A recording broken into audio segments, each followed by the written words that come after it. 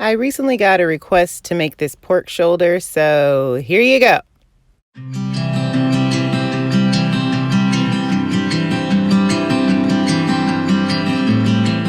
So this is everything you're going to need. Please ignore the barbecue sauces. I was going in a different direction originally, but that is a 3-pound bone and skin on pork shoulder, and everything else will be listed in the description. So I'm starting with my Dutch oven, and I'm just going to add the pork shoulder in, and I'm going to start seasoning it skin side up. And the theory is that I'm going to season both sides. So if I season the side with the skin on and then flip it over, then the skin will crisp in the oven. But that really didn't happen. C'est la vie. It still worked out in the end. So you just want to start by drizzling some olive oil on there. This is going to help your seasonings stick to your meat. You don't want to just go dumping stuff in there and it just falls to the bottom of the pot and then burns, and you have this funky, aromatic, burnt fire smell going on with your meat. So if you can tell, I'm just looking for all my stuff.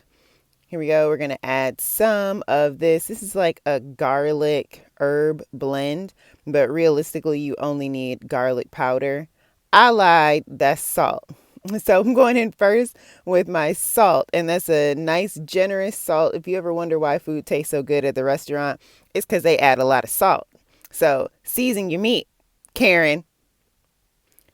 Yeah, moving on.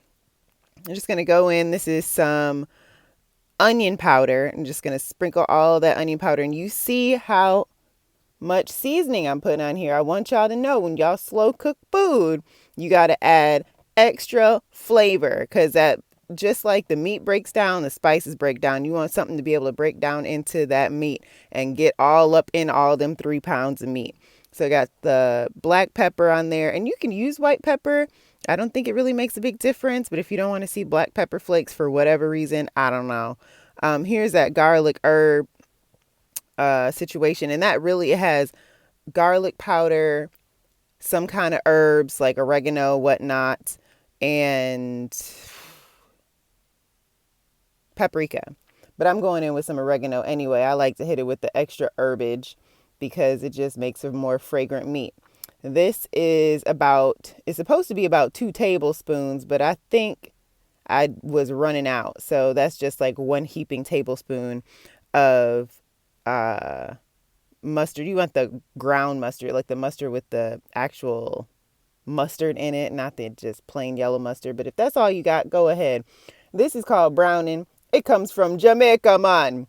And it just makes your meat a little bit darker. I feel like it enhances the flavors just like salt does, even though it's not salty. So, yeah, add some browning on there. And just rub that in, massage your meat.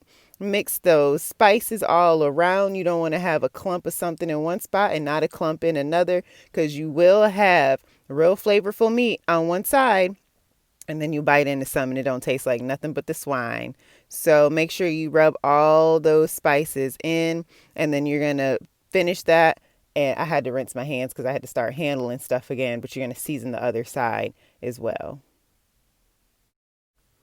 So here I am just seasoning side B. Everything you put on side A, you're going to put on side B. And the measurements will be down in the description below, so you will know how much you're going to need. You just split it on both sides and just make sure you get both sides coated evenly.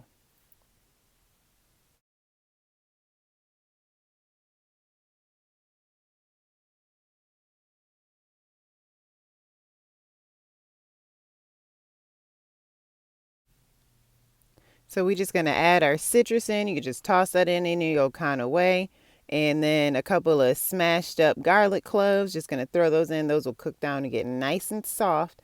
We're going to put the lid on. We're going to call it good. Throw that in the oven at 300 for about 4 hours. You want to keep checking it till the meat falls off the bone. And if you're wondering what I did with that skin when it came out, it did not come out as beautifully crisp as I would have hoped. I chopped that up and I used it to cook these collard greens. And that was dinner for the night. Some of that nice sweet cakey cornbread and them collard greens went very well with this pork shoulder. So I hope you enjoy. If you try, let me know. Be blessed.